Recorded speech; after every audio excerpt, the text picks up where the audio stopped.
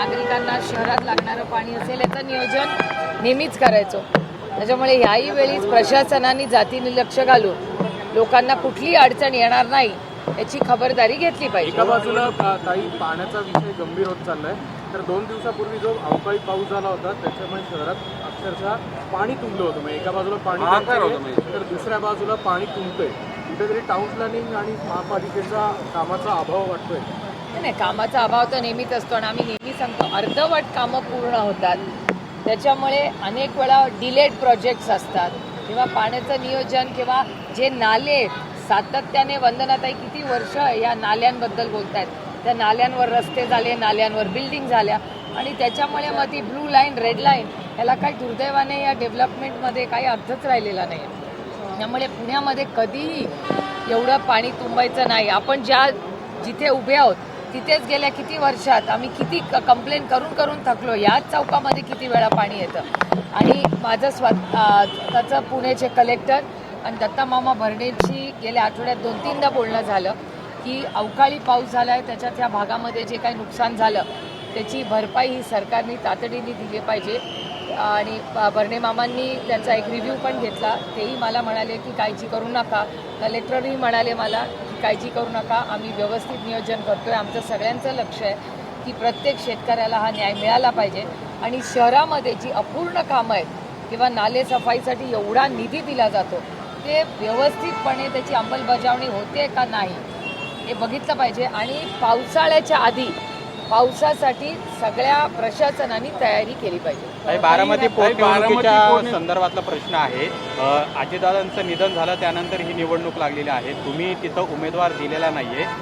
एक प्रकारे तुम्ही सुद्धा त्याला पाठिंबा दिला आहे. तर प्रचारामध्ये सुनेत्रा पवारांच्या तुम्ही सुद्धा उतरणार आहात का? स्वतः प्रचार करणार आहे का बारामती? अजून काही त्याची चर्चा नाहीच आहे. त्याच्यामुळे जेव्हा चर्चा होईल तेव्हा बघू. बिनविरोधचं काय होणार आहे की नाही? कारण सपकाळांना सगळे आमदार भेटतात. रोहित पवार भेटले. नाही, मला वाटतं रोहित दादांची काल आज सकाळी मीटिंग झाली सपकाळांबरोबर आणि रोहितनी मनापासून दिलगिरीही व्यक्त केली की काँग्रेसच्या बद्दल जे काही वक्तव्य झालं त्यांच्याकडून त्याच्याबद्दल रोहितनी मनापासून दिलगिरी व्यक्त केली की बाबा काय चूक भूल असेल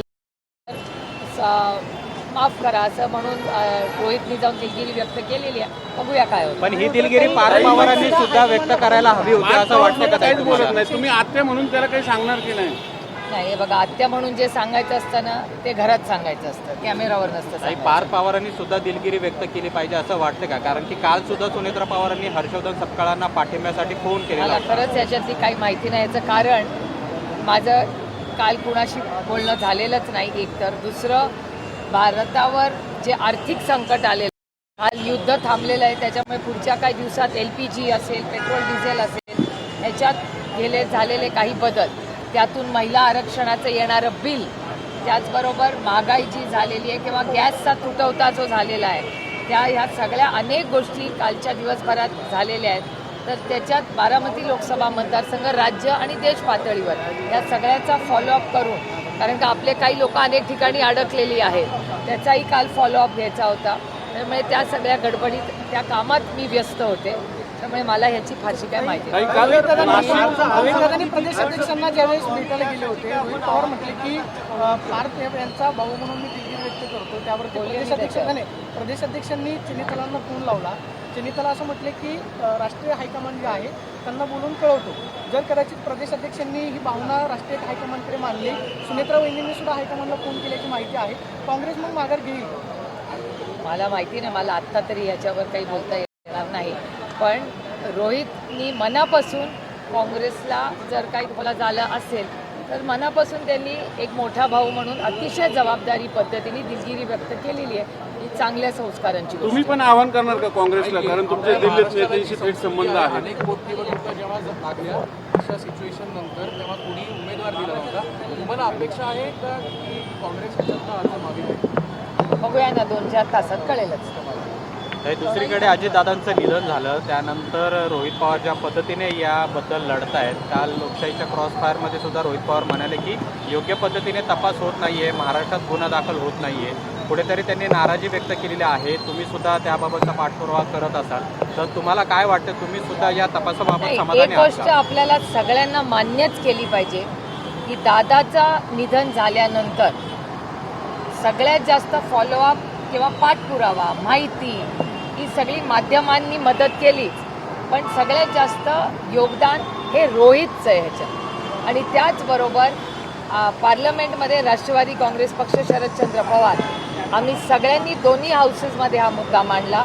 पण मला एक जड अंतःकरणाने मी म्हणते की ज्या पद्धतीने आम्हाला अपेक्षा होती की ह्याच्यावर चर्चा आपलं असेंब्लीमध्ये झाली पाहिजे, त्या पद्धतीने झाली नाही. माननीय मुख्यमंत्र्यांनी रोहितनी मांडलेल्या प्रश्नावर उत्तर दिलं आणि आम्ही करू. पण मला एकच प्रश्न महाराष्ट्र सरकारला विचारायचा आहे की माननीय दादा हे ह्या राज्याचे उपमुख्यमंत्री होते, तर काँग्रेसनी FIR कर्नाटकाच्या सरकारमध्ये केला. म्हणजे काँग्रेस पक्षाच्या बरोबर दादांनी अनेक वर्ष एकत्र काम केलं आणि दादा गेल्यानंतर FIR करायला रोहितला काँग्रेसच्या सरकारकडे जावं लागलं आणि ज्या सरकारमध्ये दादा होता त्या सरकारने FIR करायला असा स्टँड किंवा नाकार का दिला, हे एक मोठा प्रश्नचिन्ह महाराष्ट्राच्या प्रत्येक नागरिकाच्या मनात आहे आणि बहीण म्हणून अर्थातच माझ्या मनात आहे. आणि जी काही मदत दादाच्या अपघातानंतर जी काही मदत माहिती काढा ह्याच्यासाठी केली, त्याच्यात रोहित आणि काँग्रेस पक्षाचं सगळ्यात मोठं योगदान आहे. ते दोघंही खासदार आहेत राज्यसभेत. जय पवार पण प्रेस घेणार होते, अजून त्यांनी हा प्रश्न तुम्ही मला विचारायच्या ऐवजी त्यांच्या गटाला विचारला पाहिजे. मी त्याचं उत्तर कसं देणार? अशोक खरात यांच्या बद्दल दमानी यांनी सांगितलंय की दादांचा ॲक्सिडेंट झाल्यानंतर, अपघात झाल्यानंतर त्याच्या आधीचे पण SMS होते आणि नंतरचे पण SMS आता समोर येत आहेत. काय सांगाल की ज्या प्रकारे आपला बाबाजीला पण SMS दिलं जातं आणि दादांवर फोटोवर पण तिथे ब्लॅक मॅजिक केल्याचं समोर दमानी यांनी. हे बघा, माननीय अंजलीताई दमानिया या एक जबाबदार भारतीय आहेत. सातत्याने ज्या चुकीच्या गोष्टी होताना त्यांना दिसतात त्या अतिशय निर्भीडपणे, त्या कुणाला घाबरत नाही, न घाबरता त्या पारदर्शकपणे अनेक दशक या महाराष्ट्राच्या समोर अंजलीताई दमानिया मांडत आलेले आहेत. अंजलीताईंकडे काही बातमी किंवा माहिती असेल तर त्यांनी ती जी माध्यमांसमोर मांडली आहे याचं मी मनापासून स्वागत करते. आणि माझी अंजलीताईंना विनम्र विनंती आहे, ते आहे बघत असल्या तर, की अंजलीताईंनी सगळी माहिती ही सरकारला दिलीच पाहिजे आणि जी काही SIT वगैरे ह्याच्यात केलेली आहे, आमची अपेक्षा आहे की महाराष्ट्राच्या माननीय मुख्यमंत्र्यांनी ह्याची नोंद घेतली पाहिजे. सीडीआर कुठून आले तर सांगतच नाही. तर तिथे तुम्ही प्रेशर करणार का आणि कोणासाठी करणार? अर्ज जर माघारी घेतला नाही तर काँग्रेस आत्ता इथे पाऊस पडला तर मी छत्री उघडणार का रेनकोट घालणार, याचं उत्तर माझ्याकडे आता नाही. काही नाशिकमधलं एक लवजी आणखी कॉर्पोरेट जे आहेत ना, IT कंपनी हे सगळं प्रकरण समोर आले. धर्मांतराचा विषय आहे. सगळे सत्ताधारी आमदार प्रेस घेतात. त्या आरोपीने अटक केली, मात्र सातत्याने नाशिक आणि राज्यात लवजाचे प्रकार समोर येतात. हे दुर्दैव आहे की नाशिक हा अतिशय सुसंस्कृत जिल्हा आहे, कुसुमाग्रजांचा जिल्हा आहे. त्याचबरोबर आज सगळ्यात कष्ट करणारे शेतकरी, कांद्याची शेतकरी, आज सह्याद्री ॲग्रो जे तुमच्या सगळ्यांकडे दाखवतं, तो नाशिक जिल्हा आहे, अतिशय सुसंस्कृत जिल्हा. पण दुर्दैव आहे की सातत्याने त्या जिल्ह्याची काही लोकांमुळे आज बदनामी होते. त्या बोंधू महाराज कोण होते ते, त्यांच्यामुळे तर फक्त नाशिक जिल्ह्याची नाही, महाराष्ट्राची नाचक्की झाली. दिल्लीमध्ये जेव्हा जेव्हा गेल्या काही दिवसात मी पार्लमेंटला गेले आहे, प्रत्येक जणांनी मला खरात बोंधू बाबाबद्दल चेष्टा केली आहे माझी आणि म्हणले, अरे तुम्हारे महाराष्ट्र में सुप्रिया क्या हो रहा है. म्हणजे इतकं वाईट वाटतं की ज्या छत्रपतींच्या महाराष्ट्रामध्ये, शाहू फुले आंबेडकरांच्या महाराष्ट्रात आम्हाला सार्थ अभिमान आहे की जेव्हा जेव्हा या देशात क्रांती झाली, सामाजिक परिवर्तन झालं, ते तुमच्या माझ्या महाराष्ट्राच्या मातीतून सुरू झालं आणि देशाला दिशा द्यायचं काम महाराष्ट्राने दिलेलं आहे. हा पुरोगामी विचाराचा महाराष्ट्र आहे. त्याच्यात या सगळ्यांच्या घाणेरड्या गलिच्छ कृतीमुळे महाराष्ट्राचं नाव राज्यात नाही देशात खराब होतं. त्यामुळे या सगळ्या गोष्टींवर पोलिसांनी जी ॲक्शन घेतली त्याचं मी स्वागत करते आणि कौतुक करते. एवढीच विनंती आहे की आत्तापर्यंत पारदर्शकपणे जे काही झालं त्याच पद्धतीने कुणाचाही दबाव न घेता, प्रेशर देता महाराष्ट्रातल्या प्रत्येक त्या व्यक्तीला न्याय मिळाला पाहिजे. ह्याच्यासाठी आपण सगळ्यांनी प्रयत्न केले पाहिजे. आज पार्थ काही पवार नेते त्यांना बाबाला भेटायला जातात आणि ते फोटो आलेत समोर, तर त्यांना काही सांगणार की नाही बाबा इथून पुढे तरी थांबा? हे मला असं वाटतं की ह्या एक केसमध्येच नाही, संपूर्ण महाराष्ट्रामध्ये मी तुमच्याही सगळ्यांचे आभार मानते की मीडियानी खूप मोठा रोल आणि जबाबदारीने जो पाळला आहे त्याच्यात सगळ्या मीडियाचे मनपूर्वक आभार, सगळ्या रिपोर्टरांचे, सगळ्या कॅमेरामॅनचे आभार. तुम्ही सगळ्यांनी जे काम केले कौतुकास्पद आहे.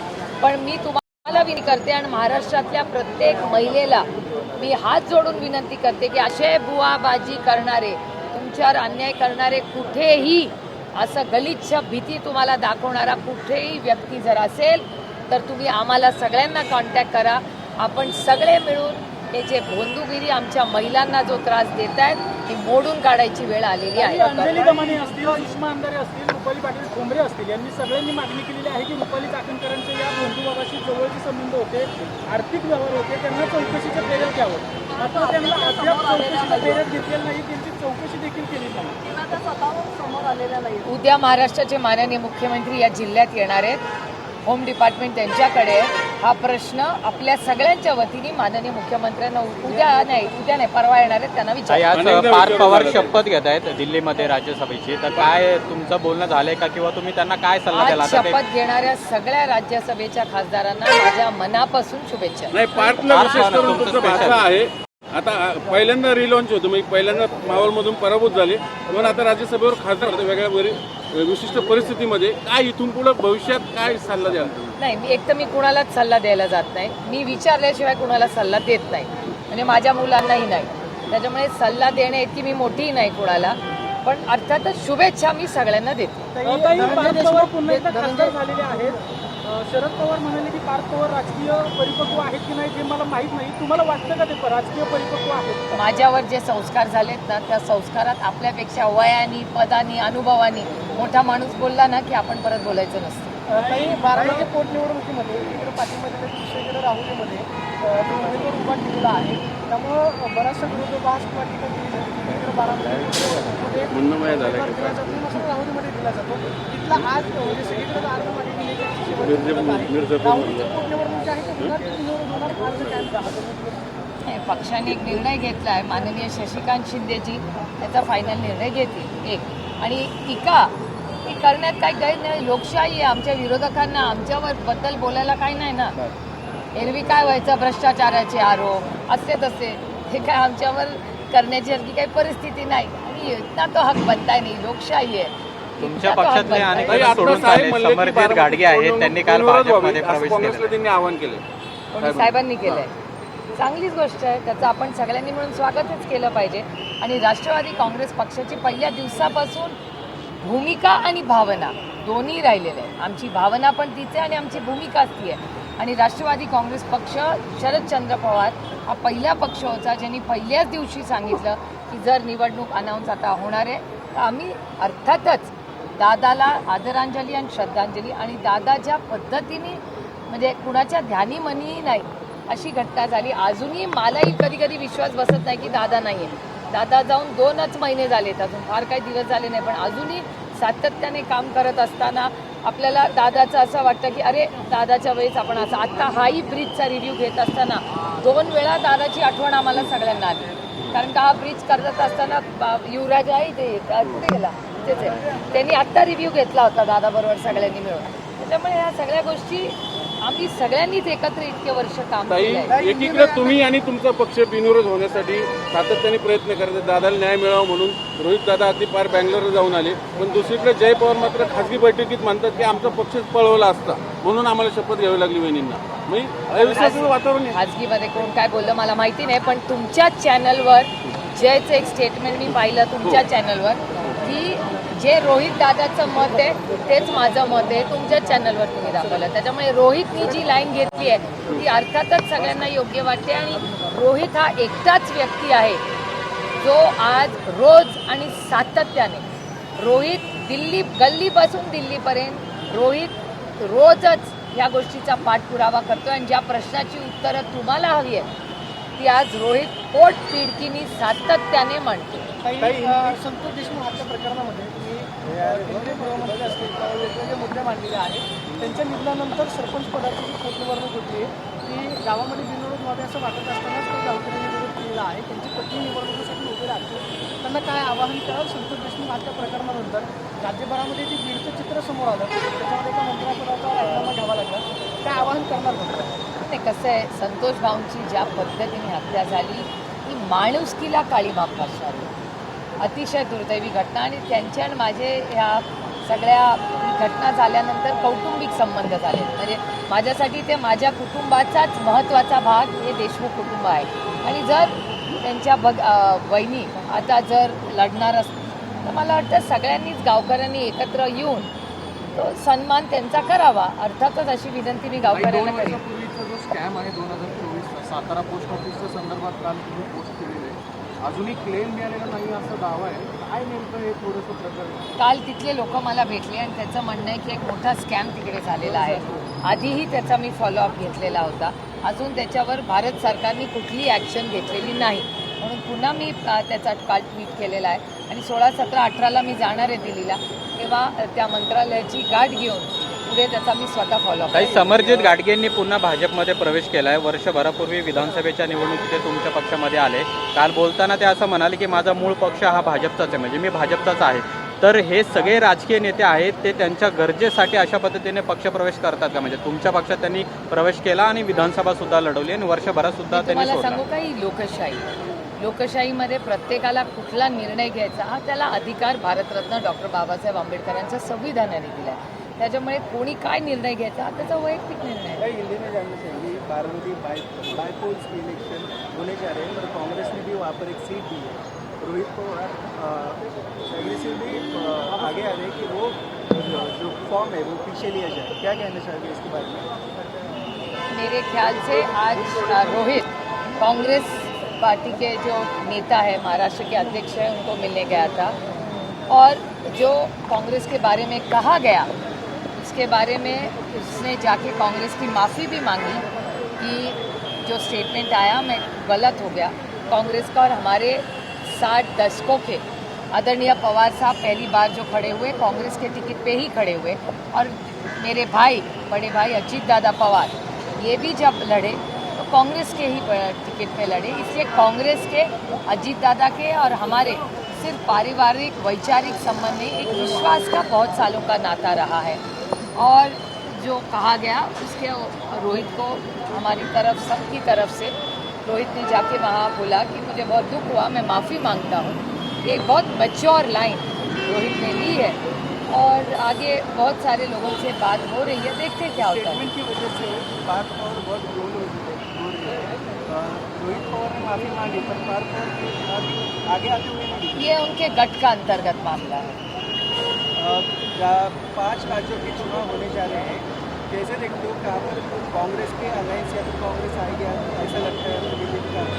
ये अभी तो माहौल सब जगह हो रहा है. मेरे ख्याल से वेस्ट बंगाल, तमिलनाडु और केरला, इन 3 राज्यों में कांग्रेस और इंडिया अलायंस का परफॉर्मेंस बहुत अच्छा रहेगा.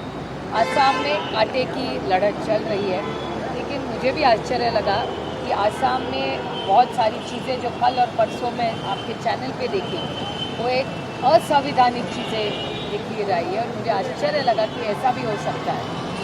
इसकी इंक्वायरी होनी चाहिए. हेमंत बिस्वा पर आरोप लगाने के बाद पवन खेड़ा जी को अरेस्ट किया है, उसको अभी तक बेल नहीं मिला.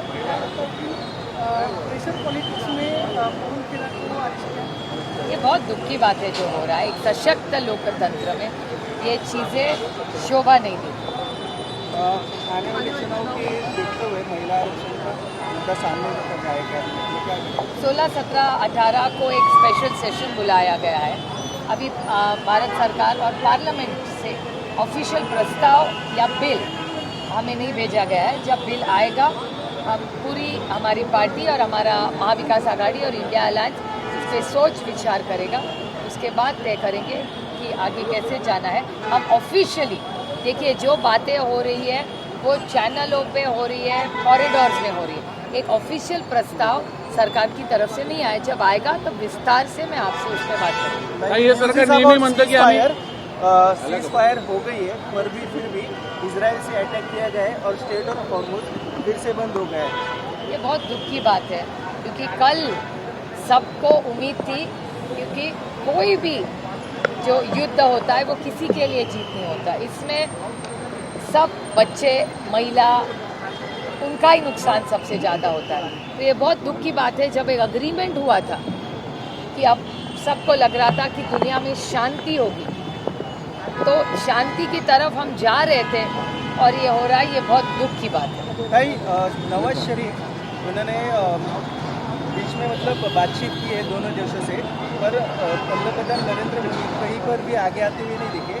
फिलहाल उनका ट्वीट भी नहीं दिख रहा है इस सभी मामले पर, सीज फायर ये फॉरेन पॉलिसी भी की क्या लाइन है सरकार पे, हम भी रुके हुए हैं। ऑफिशियल स्टेटमेंट आएगा, तो जब ऑफिशियल स्टेटमेंट आएगा तो देखते, नहीं तो हम पार्लियामेंट में जब जाएंगे तब ज़रूर भारत सरकार को पूछेंगे कि एमईए की ऑफिशियल लाइन क्या है और क्या सोच रहा है।